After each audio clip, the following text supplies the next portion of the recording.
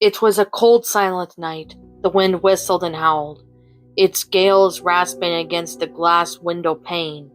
A waning crescent hung from the pitch-black sky, shrouded in the blue-tinted gray clouds. I stared through the telescope, my mind full of wonders as my gaze met with the moon. Dormont was such a pretty small village at night.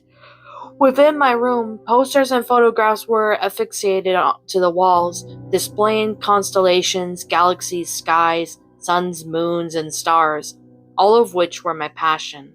From the ceiling, a solar system sent light flowing into my room. Peter, Peter, a sound, a low grumble.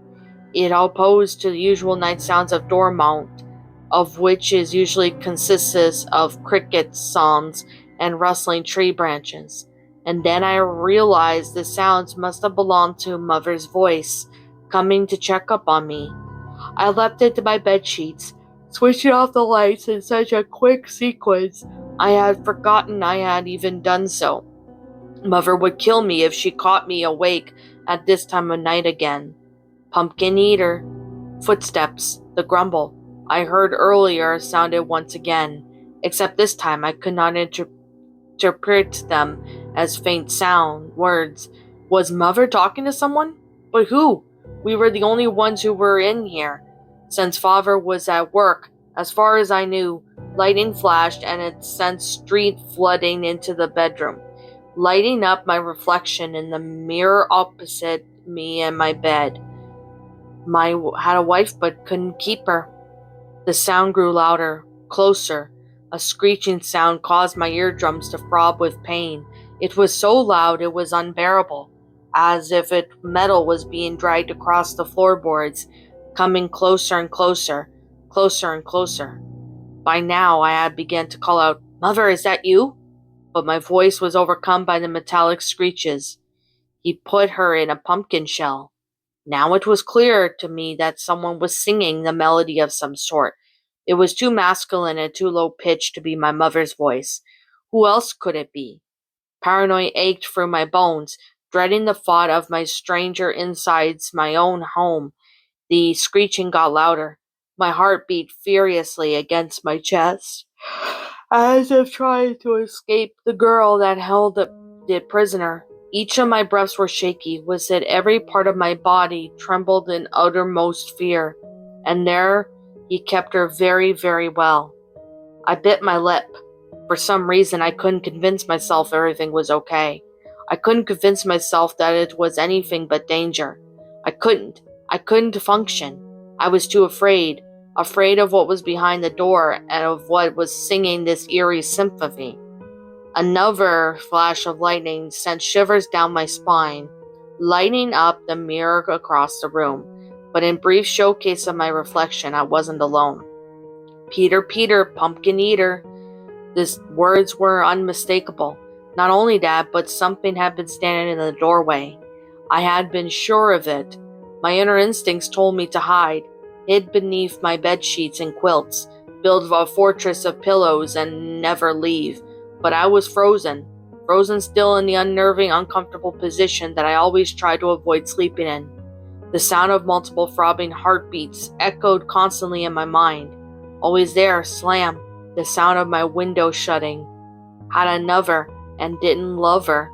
My stomach twisted and turned inside my body as each word entered my ears. At this moment I leapt out of bed, shuffling into the corner of my room. I clung into my teddy bear tightly and began to cry, as any 14-year-old would do. "Father, if you're playing a trick on me, I swear," I yelled, my voice cracking and shattering as it left my throat, interrupting myself.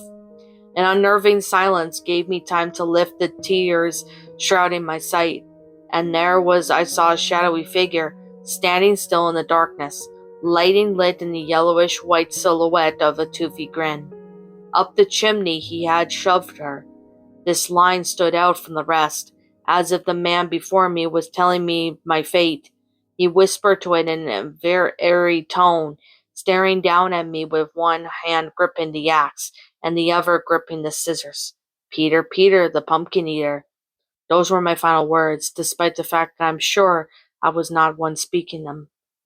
Pumpkin Eater Police Chase, log number 143, 6 June 1986. The case of the 14-year-old victim, Janice Bradford, and her 39-year-old mother, Mary Bradford, has been really concluded on each of the corpses have been found. Together in the chimney in their own home, it seems Pumpkin Eater, who is usually known to cut up his victims and stuff the remains into a pumpkin shells, has been more than just one method of killing. This time it seemed the two corpses were tormented with sharp identified objects, as their eyes were gorged out along with the daughter's tongue. Then the two must have been forcefully shoved up the compact chimney and secured with barbed wire, perhaps even alive. It would have been they both suffocated on the chute before dying of blood loss. The idea of them being alive has sparked from multiple scratches, seemingly to have originated from human nails. In the insides of the chimney, both victims had multiple uneven broken nails to support this fury. No clues were left behind for us to know who the killer was. It may have not even been the Pumpkin Eater, but it seems to be too similar a case not to relate somehow. What's up, my pretties? It's the Lion Queen here. I want to appreciate you all for tuning into this video, and I do appreciate you guys supporting my video by giving this video likes and stuff. If you really enjoyed this video, be sure to leave a like, comment and subscribe if you're new, ring the bell for notifications to when I upload so that way you guys will get updated for whenever I upload. If you want to follow me on Twitter or DeviantArt, feel free to leave a follow on those if you are interested in following me on those socials. If you want to support my backup channel, known as Ms. Dark Shigo, feel free to subscribe to it, as a link to that will also be in the About page section. And with that being said, and that being the case, thank you so much for watching, my pretties, and as always, stay pretty.